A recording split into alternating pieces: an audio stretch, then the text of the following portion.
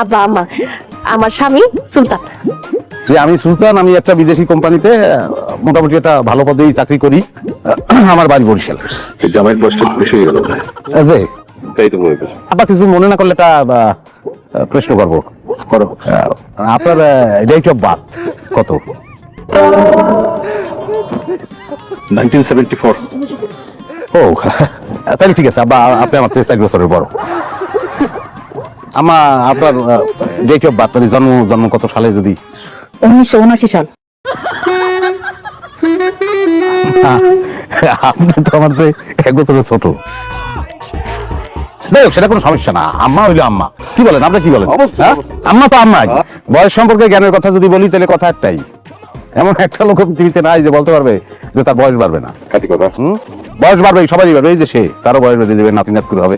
হ্যাঁ, এটাই সত্য কথা। আর সবচেয়ে বড় কথা হচ্ছে যে এটা আমরা সাধারণত অ্যাভয়েড করি, বয়সকে আমরা একটু ছোট করে দেখি।